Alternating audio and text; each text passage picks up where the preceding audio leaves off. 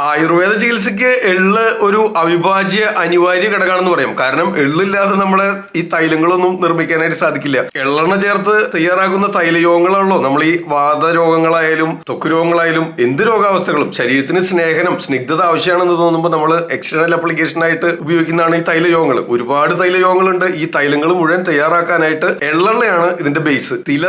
തിലം എന്നാണ് സംസ്കൃതത്തില്. അത് കറുത്ത എള്ളുണ്ട്, കാരെള്ള് എന്ന് പറയില്ലേ, അതുപോലെ വെളുത്ത എള്ളുണ്ട്. കറുത്ത എള്ള് എടുക്കുന്ന എണ്ണയാണ് എള്ളെണ്ണ. ഈ എള്ളെണ്ണ ചേർത്ത് കാച്ചുന്ന തയ്യാറാക്കുന്ന തൈലങ്ങളാണ് നമ്മൾ ഈ എക്സ്റ്റേണൽ ആപ്ലിക്കേഷൻസിനും അതുപോലെ ഇന്റേണൽ യൂസിന് അതുപോലെ നേസൽ ആപ്ലിക്കേഷനും ഒക്കെ ഉപയോഗിക്കുന്ന തൈലങ്ങൾ തയ്യാറാക്കുന്നത്. തിലം എന്നാണ് ഇതിന്റെ സംസ്കൃത പദം. ഇനി ഇതിന്റെ ആയുർവേദ പ്രോപ്പർട്ടീസ് പറയണം. അതുപോലെ ഇതിന്റെ ബൊട്ടാനിക്കൽ നെയിം പറയുകയാണെങ്കിൽ സെസമം ഇൻഡിക്കം എന്നാണ് ബൊട്ടാനിക്കൽ നെയിം. ശരീരത്തിന് സ്നിഗ്ധത വരുത്തുക, സ്നേഹനം കൊടുക്കുന്നതിനായിട്ട്, അതുപോലെ വാദത്തെ ശമിപ്പിക്കുന്നതിന്, ശരീരത്തിലെ രൂക്ഷത നിയന്ത്രിക്കുന്നതിന് ഏറ്റവും ആവശ്യമായിട്ടുള്ള ഘടകമാണല്ലോ സ്നിഗ്ധത. ആ സ്നിഗ്ധത വരുത്താനായിട്ട് ഉപയോഗിക്കുന്ന 4 തരം സ്നേഹങ്ങളിൽ പ്രധാനപ്പെട്ടതാണ് എള്ളെണ്ണ. ഓക്കെ, ആ എള്ളെണ്ണ കറുത്ത എള്ള് ആട്ടിയെടുക്കുന്ന എണ്ണയാണ് ഉപയോഗിച്ചു വരുന്നത്. നിങ്ങൾക്ക് അറിയാവുന്ന സംഗതിയാണല്ലോ. ഇനി ഇതിന്റെ വിശദാംശങ്ങളിലേക്ക് കിടക്കാം. ഇന്ത്യക്കകത്തും ചൈനയിലും ഒക്കെ ധാരാളമായിട്ട് എള്ളെണ്ണ കൃഷി ചെയ്തു വരുന്നുണ്ട്. ഇത് ഒരു എണ്ണക്കുരു വിളയാണ്. ഇതിന്റെ സീഡ്സ് ആട്ടിയാണ് നമ്മൾ എണ്ണ എടുക്കുന്നത്. അതായത് സീഡ്സ് ആണ്, വിത്താണ് ഔഷധയോഗമായിട്ടുള്ള ഭാഗം എന്നർത്ഥം. ഇതിന്റെ രാസഘടന പരിശോധിക്കുകയാണെങ്കിൽ 46% എണ്ണയുടെ അംശം അടങ്ങിയിരിക്കുന്നു. അതുപോലെ 22% 22% പ്രോട്ടീൻ അടങ്ങിയിട്ടുണ്ട്. അതുപോലെ തന്നെ ഏകദേശം 18% കൊഴുപ്പിന്റെ അംശവും കാണുന്നു. അതുപോലെ ഏകദേശം 1% സെസമോളിൻ എന്നീ രാസഘടകങ്ങളും അടങ്ങിയിട്ടുള്ളതായിട്ട് പറയപ്പെടുന്നു. ആയുർവേദ പ്രോപ്പർട്ടീസ്, അതായത് രസഗുണ വിഭാഗങ്ങൾ ഒന്ന് പരിശോധിക്കാം. അതായത് മധുര തിക്ത രസത്തോട് കൂടിയതാണ്, മധുര വിഭാഗമാണ്, ഉഷ്ണവീര്യമാണ്. അതുപോലെ തന്നെ ഗുണങ്ങൾ പറയുകയാണെങ്കിൽ സ്നിഗ്ധ പിച്ചില ഗുരു ഗുണത്തോട് കൂടിയതാണ്. പ്രധാനമായിട്ട് ഔഷധത്തിനായിട്ട് ഉപയോഗിക്കുന്നത് ഇതിന്റെ വിത്തിൽ നിന്ന് ആട്ടിയെടുക്കുന്ന എണ്ണയാണ് ഉപയോഗിക്കുന്നത്. ഇനി ഇതിന്റെ ചില ഔഷധ ഗുണങ്ങൾ പരിശോധിക്കുകയാണെങ്കിൽ മലം അയഞ്ഞു പോകുന്നതിന് സഹായിക്കുന്നു, ആർത്തവത്തെ ക്രമപ്പെടുത്തുന്നു, ശരീരത്തിന് സ്നിഗ്ധത ഉണ്ടാവാനായിട്ട് സഹായിക്കുന്നുണ്ട്. പ്രധാനമായിട്ടും ശരീരത്തിന് സ്നിഗ്ധത വരുത്താനായിട്ട് തൈലങ്ങളൊക്കെ തയ്യാറാക്കി അഭ്യംഗത്തിനും ഒക്കെ ഉപയോഗിക്കാറുണ്ടല്ലോ. അതുപോലെ തന്നെ പാനത്തിനായിട്ടും ഉള്ളിലേക്ക് കഴിക്കാനും തൈലങ്ങളിൽ ചേർത്ത് ഔഷധങ്ങൾ തയ്യാറാക്കാറുണ്ട്. മുലപ്പാല് വർദ്ധിപ്പിക്കാനും അതുപോലെ ശരീരപുഷ്ടി ഉണ്ടാകാനും സഹായകരമാകുന്നുണ്ട്. കാരണം ഇതിന് ഉഷ്ണവീര്യമാണ്. അപ്പോ അഗ്നിയുടെ പ്രവർത്തനത്തെയൊക്കെ ത്വരിതപ്പെടുത്തും. അതുവഴി രക്തചംക്രമണവും ദഹനേന്ദ്രിയ വ്യൂഹത്തിന്റെ പ്രവർത്തനങ്ങളൊക്കെ കൃത്യമായിട്ട് നടക്കും. അതുകൊണ്ട് വിശപ്പും ശോധനയൊക്കെ കറക്റ്റ് ചെയ്യാനായിട്ട് സഹായിക്കും. അപ്പൊ അതുകൊണ്ട് ശരീരപുഷ്ടി ഉണ്ടാകുന്നതിന് സഹായിക്കുന്നു. മധുര രസമാണ്,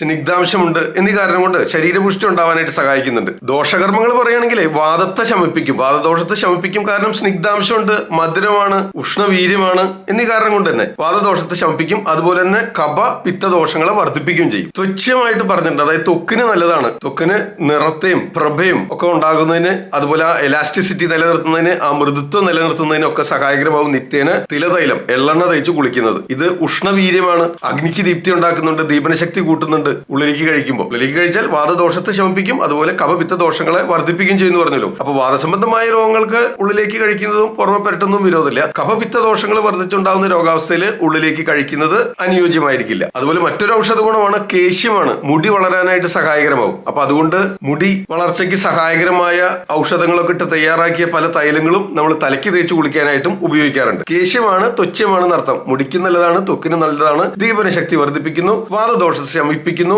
കഫപിത്ത ദോഷങ്ങളെ വർദ്ധിപ്പിക്കുന്നു. പൊതുവെ പറയണം, മുലപ്പാല് വർദ്ധിപ്പിക്കുന്നു, ശരീരത്തെ പുഷ്ടിപ്പെടുത്തുന്നതിനും സഹായകരമാകുന്നുണ്ട്. നിത്യേന തൈലം തേച്ച് കുളിക്കുന്ന ഒരു പതിവാക്കി കഴിഞ്ഞാൽ തന്നെ നമുക്ക് ശരീരത്തിന് നമ്മുടെ ഈ 108 മർമ്മസ്ഥാനങ്ങളിലൂടെയും ഈ സ്നിഗ്ധാംശം ശരീരത്തിലേക്ക് ആഗിരണം ചെയ്യുന്നു. അതുവഴി വാദദോഷത്തെ നിയന്ത്രിച്ചു നിർത്തുന്നു. അപ്പൊ തന്നെ ശാരീരികമായിട്ട് രൂക്ഷത ശരീരത്തിൽ വർദ്ധിച്ച് വാദം വർദ്ധിച്ചുണ്ടാകുന്ന ഒരുപാട് രോഗാവസ്ഥകൾ, പ്രത്യേകിച്ച് എല്ല് തേയ്മാനവും അതുപോലെ സന്ധികളിൽ ഉണ്ടാകുന്ന വേദനയും ഒക്കെ ഇല്ലാതാക്കുന്നതിനും, തൊലിക്ക് ചർമ്മത്തിന് ഒരു തെളിച്ചവും പ്രഭയൊക്കെ ഉണ്ടാകുന്നതിനും, ലക്ഷ്മി ഐശ്വര്യം നിലനിർത്തുന്നതിനും, കർമ്മോത്സുകത ഉണർവും ഉന്മേഷത്തോടും ഉത്സാഹത്തോടും കൂടെ നിത്യേനയുള്ള കർമ്മങ്ങൾ ചെയ്യുന്നതിന് സഹായകരമാകുന്നു. വാദദോഷത്തെ നിയന്ത്രിച്ചു നിർത്തുന്നതിനും വാദസംബന്ധമായ രോഗങ്ങളെ അകറ്റി നിർത്തുന്നതിനും സഹായകരമാകുന്നുണ്ടെന്ന് അർത്ഥം. ഇനി നമുക്ക് ചില പൊടിക്കൈകൾ താൽക്കാലിക ആശ്വാസത്തിനായിട്ട് നിങ്ങൾക്ക് ഒരു ഡോക്ടറുടെ സഹായം തേടുന്നത് വരെയുള്ള സമയത്ത് തൽക്കാലത്തേക്ക് ഒരു രോഗാവസ്ഥകൾ നിയന്ത്രിച്ചു നിർത്തുന്നതിന് സഹായകരമായ സംഗതികളാണല്ലോ പൊടിക്കൈകൾ. അതല്ലാതെ പൊടിക്കൈകൾ കൊണ്ട് മാത്രം എല്ലാ രോഗാവസ്ഥകളെയും പൂർണ്ണമായിട്ട് ചികിത്സിച്ച് ഭേദമാക്കാൻ സാധിക്കുമെന്ന് വിശ്വസിക്കരുത്, അതിന് ശ്രമിക്കരുത്. ഒരു താൽക്കാലിക ആശ്വാസത്തിന് മാത്രമേ പൊടിക്കൈകൾ ഉപയോഗിക്കാൻ പാടുള്ളൂ. അപ്പോൾ ഇന്ന് നമുക്ക് ആദ്യമായിട്ട് പറയാനുള്ള പൊടിക്കൈ എന്ന് പറഞ്ഞു കഴിഞ്ഞാൽ രക്താതിസാരം, ലൂസ് മോഷൻ, വയറിളകി പോകുന്ന അവസ്ഥ. അത് അമിതമായി കഴിഞ്ഞാൽ ഒരു സ്റ്റേജ് കഴിയുമ്പോൾ ഒരു ഘട്ടത്തില്, പ്രത്യേകിച്ച് ചൂട് കാലത്തൊക്കെ ഉഷ്ണകാലത്തൊക്കെ രക്താതിസാരം, മലത്തിലൂടെ രക്തം പോകുന്ന അവസ്ഥയുണ്ട്. ഈ അവസ്ഥയിൽ നമുക്ക് എള്ള് അരച്ചെടുക്കുക, കറുത്ത എള്ള്, കാരെള്ള് അരച്ചെടുത്തിട്ട് അത് 1 ടീസ്പൂൺ എടുക്കുക. അതിന്റെ ഇരട്ടി അളവില് നല്ല ശുദ്ധമായ വെണ്ണ, അതായത് ഇപ്പോൾ 1 ടീസ്പൂൺ എള്ള് അരച്ചത് എടുക്കുകയാണെങ്കിൽ 2 ടീസ്പൂൺ വെണ്ണ ചേർത്ത് നന്നായിട്ട് ചാലിച്ച് ചേർത്ത് യോജിപ്പിച്ചിട്ട് രാവിലെയും രാത്രിയും ഭക്ഷണത്തിന് മുൻപായിട്ട് കഴിക്കാം. അതുപോലെ ഓരോ തോണ്ട് വീതം പലവട്ടായിട്ടും കഴിക്കാം. അത് അത് ഈ രക്താതിസാരം നിയന്ത്രിച്ചു നിർത്തുന്നതിന് സഹായകരമാകുന്നുണ്ട്. ഈ രക്താതിസാരം ഒരു എക്സ്ട്രീം കണ്ടീഷനാണ്. ഏറ്റവും അവസാനത്തെ ഘട്ടത്തിൽ വരുന്നതാണ്. ശരീരത്തിൽ പിത്തം അമിതമായിട്ട് വർദ്ധിക്കുന്നതുകൊണ്ട് വരുന്നതാണ്. അപ്പൊ അതിന് മുൻപത്തെ അവസ്ഥയിൽ ഈ കഫവും രക്തവും കൂടെ മലത്തിൽ കൂടെ ഇളകിപ്പോകുന്ന അവസ്ഥയുണ്ട്. അത്തരം അവസ്ഥയിൽ ഈ എള്ള് അരച്ച് ആട്ടിൻ പാലിൽ കലക്കി കഴിക്കുന്നതായിരിക്കും ഉചിതം. രാവിലെ വെറും വയറ്റിൽ കഴിക്കുന്നതായിരിക്കും കൂടുതൽ ഉചിതം. ആ രീതിയിലും പ്രയോഗിക്കാവുന്നതാണ്. ഇനി സ്ത്രീകളെ സംബന്ധിച്ച് ഡിസ്മിനോറിയ, അതായത് പീരീഡ്സിനോടനുബന്ധിച്ച് കലശലായ വേദന, ആർത്തവം കൃത്യമായിട്ട് വരാതിരിക്കുക, ഫ്ലോ കുറയുക, വളരെ വൈകി ഉണ്ടാവുക, ഇത്തരം അവസ്ഥകളിൽ അല്പാർത്തവം, കഷ്ടാർത്തവം, irregular periods, irregular menstrual cycles, അതുപോലെ അല്പാൽപമായിട്ട് വരിക, വളരെ വൈകി വരിക, ഇത്തരം അവസ്ഥയിൽ ഒരു കോഴിമുട്ട പൊട്ടിച്ചിട്ട് അതിലേക്ക് സമം എള്ളെണ്ണയും കൂടെ ചേർത്ത് നന്നായിട്ട് അടിച്ചെടുത്തിട്ട് അത് പതിവായിട്ട് ഒരു 5 ദിവസമോ ഒരാഴ്ചയോ ഒക്കെ രാവിലെ വെറും വയറ്റിൽ പതിവായിട്ട് കഴിക്കുന്നത് ഇത്തരം അവസ്ഥകൾക്ക് ശമനം കിട്ടുന്നതിന് സഹായിക്കുന്നു. കാരണം കോഴിമുട്ടയും ചൂടാണ്, എള്ളും ചൂടാണ്. ഓക്കെ, അപ്പൊ ഇത് രണ്ടും കൂടെ ചേർത്ത് കഴിക്കുമ്പോൾ ശരീരത്തിന് സ്നിഗ്ധാംശവും കിട്ടുന്നു, ചൂടും കിട്ടുന്നു. അതുവഴി ഈ അല്പാർത്തവം, കഷ്ടാർത്തവം, വിഷമാർത്തവം എന്ന് വിളിക്കുന്ന അവസ്ഥകളിൽ പ്രയോഗിക്കാവുന്നതാണ്. പൈൽസ്, കോൺസ്റ്റിപ്പേഷൻ, ഇത്തരം അവസ്ഥകളിൽ ഉണ്ടാവുന്ന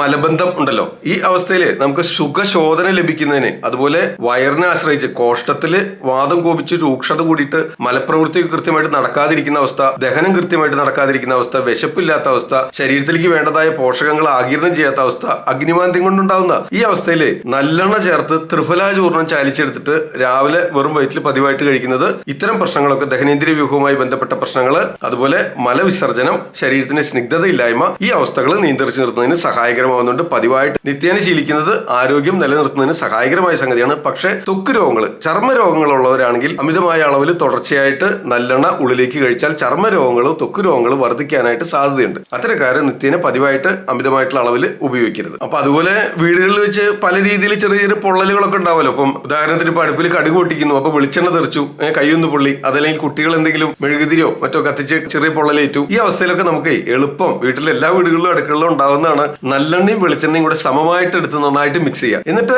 അത് ഈ പൊള്ളലേറ്റ ഭാഗത്ത് പുരട്ടിയിടുന്നത് ആ പൊള്ളൽ, ആ കുമിള വന്ന് വീർത്ത് പൊട്ടാതിരിക്കുന്നതിനും ആ നിറവ്യത്യാസം ഇല്ലാതിരിക്കുന്നതിനും പൊള്ളൽ ബാധിക്കാതിരിക്കുന്നതിന് സഹായകരമാകുന്നുണ്ട്. ഹെയർ ഗ്രോത്തിന് സഹായകരമാണ്, കേശ്യമാണ് എന്ന് പറഞ്ഞല്ലോ നല്ലെണ്ണ. അപ്പൊ ഈ നല്ലെണ്ണ ചേർത്ത് കാച്ചാനായിട്ട് പണ്ട് കാലങ്ങളിലൊക്കെ നമ്മൾ സ്വന്തം തൊടികളിൽ പറിച്ചെടുത്ത് ഔഷധ സസ്യങ്ങൾ പറിച്ചെടുത്ത് കാച്ചിയരിച്ച് തേച്ചിരുന്ന ഒരു കാലമുണ്ട്. അതിനായിട്ട് നമ്മളിപ്പോ കഞ്ഞുണ്ണി, ഭൃംഗരാജം എന്നാണ് സംസ്കൃതത്തിൽ പേര്, എക്ലിപ്റ്റ ആൽബ എന്ന ബൊട്ടാനിക്കൽ നെയിം. കഞ്ഞുണ്ണി സമൂലം പറിച്ചെടുത്ത് ഇടിച്ചു പിഴിഞ്ഞ നീര് നല്ലെണ്ണ ചേർത്ത് കാച്ചി, ഈ കഞ്ഞുണ്ണി എന്നെ സമൂലം പറിച്ചെടുത്ത് അരച്ച് കൽക്കനായിട്ടും ചേർത്ത് കാച്ചി അരിച്ചെടുത്ത് തേക്കുന്ന നല്ലെണ്ണ മുടി ഇടതൂർന്ന് വളരുന്നതിനും മുടിക്ക് കറുപ്പ് നിറം ഉണ്ടാകുന്നതിനൊക്കെ സഹായിക്കുന്നുണ്ട്. അതുപോലെ തലയ്ക്ക് കുളിർമ കിട്ടുന്നതിനും നല്ല ഉറക്കം കിട്ടുന്നതിനും ഒപ്പം തന്നെ മുടിയിഴകൾക്ക് ബലം കിട്ടുന്നതിനും സഹായകരമാവും. ബ്രഹ്മി ഇതുപോലെ സമൂലം പറിച്ചെടുക്കുക, ഇടിച്ചു പിഴിഞ്ഞ നീര് സമം നല്ലെണ്ണ ചേർത്ത് കാച്ചി അരിച്ച് തേക്കാം. അതിൽ കൽക്കം ചേർക്കാനായിട്ട് ബ്രഹ്മി തന്നെ അരച്ച് കൽക്കമായിട്ട് ചേർത്ത് അരച്ച് കാച്ചി അരിച്ചെടുക്കാം. കഞ്ഞുണ്ണി കൊണ്ടും ബ്രഹ്മി കൊണ്ടും. ഇനി നെല്ലിക്ക ഉപയോഗിച്ച്, നെല്ലിക്കയും ഇതേപോലെ ഇടിച്ചു പിഴിഞ്ഞ നീരെടുക്കുക, നെല്ലിക്ക തന്നെ അരച്ച് കൽക്കം ചേർത്ത് നല്ലെണ്ണ ചേർത്ത് കാച്ചി അരിച്ച് തേച്ചാല് മുടിക്ക്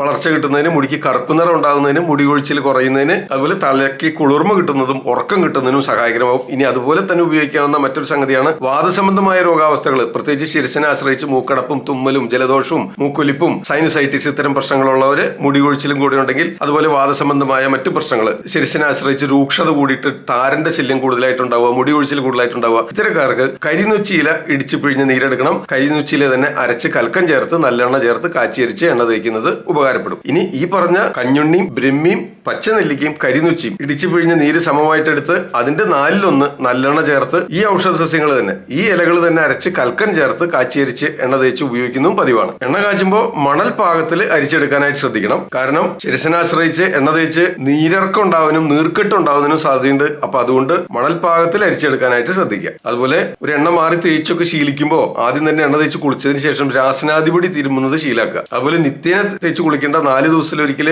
ഒന്നിടവിട്ട ദിവസങ്ങളൊക്കെ തേച്ച് കുളിച്ചാൽ മതിയും. ഒരു 5-10 മിനിറ്റ് സമയത്തേക്കുള്ളിൽ തലയിൽ ഇടാതിരിക്കുക. ക്രമേണ സമയം വർദ്ധിപ്പിച്ച് ഒരു അരമണിക്കൂർ വരെ നെറുകയിലിടാവുന്നതാണ്. ഓക്കെ, അത് തലയോട്ടിയിൽ തേച്ച് പിടിപ്പിച്ച് ഒരു 15 മിനിറ്റ് നിൽക്കാം, മാക്സിമം അരമണിക്കൂർ. അത് കഴിഞ്ഞാൽ സോപ്പും ഷാമ്പൂവിനൊക്കെ പകരം നമുക്ക് കടലമാവോ ചെറുപയർ പൊടിയോ മറ്റെന്തെങ്കിലും താളിപ്പൊടിയോ ഒക്കെ ഉപയോഗിച്ച് കഴുകുന്നത് മുടിവേരുകൾക്ക് ബലം നൽകുന്നതിന്, താരനില്ലാതാവുന്നതിന്, തലയോട്ടിയൊക്കെ വൃത്തിയാകുന്നതിന്, മുടി വളർച്ച ഉണ്ടാകുന്നതിനും, ശിരസിനെ ആശ്രയിച്ച് എന്തെങ്കിലും ചർമ്മരോഗങ്ങളോ താരനോ ഉണ്ടെങ്കിലും അത് ഇല്ലാതാകുന്നതിനും സഹായകരമാവും. ചേരിന്റെ കുരു, ചേർക്കുരു ശുദ്ധി ചെയ്യാതെ അറിയാതെ ഉപയോഗിക്കുകയോ തട്ടുകയോ ചെയ്തു കഴിഞ്ഞാൽ ശരീരത്തിൽ ആകമാനം ഉണ്ടാകുന്ന നീർക്കെട്ട് ഇല്ലാതാവുന്നതിന് എള്ള് പാലിൽ അരച്ച് തേച്ച് കഴിഞ്ഞാൽ ശമനം ലഭിക്കുന്നതാണ്. അതുപോലെ തന്നെ ഭഗന്ധരം എന്ന് വിളിക്കുന്ന രോഗാവസ്ഥ, അതായത് ഫിസ്റ്റുല എന്ന് പറയുന്ന രോഗാവസ്ഥയിലെ നമുക്ക് എള്ള് ഏകദേശം ഒരു 20-25 ഗ്രാം എടുക്കുക. അതൊരു 1/4 ഗ്ലാസ് തിളപ്പിച്ചാറിയ പാലിൽ നന്നായിട്ട് അരച്ച് കലക്കിയിട്ട് രാവിലെ വെറും വയറ്റിൽ പതിവായിട്ട് സേവിക്കുകയാണെങ്കിൽ ഈ ഭഗന്ധരം ഫിസ്റ്റുല എന്ന് പറയുന്ന രോഗാവസ്ഥയ്ക്ക് ശമനം കിട്ടുന്നതിന് സഹായകരമാവുമെന്ന് പറയപ്പെടുന്നു. ഇത്തരം പൊടിക്കൈകളൊക്കെ നിങ്ങൾക്ക് പ്രയോഗിച്ച് നോക്കാവുന്നതാണ്. ശമനം ലഭിച്ചില്ലെങ്കിൽ തീർച്ചയായിട്ടും അടുത്തൊരു ആയുർവേദ ഡോക്ടറെ കൺസൾട്ട് ചെയ്തിട്ട് കൃത്യമായിട്ടുള്ള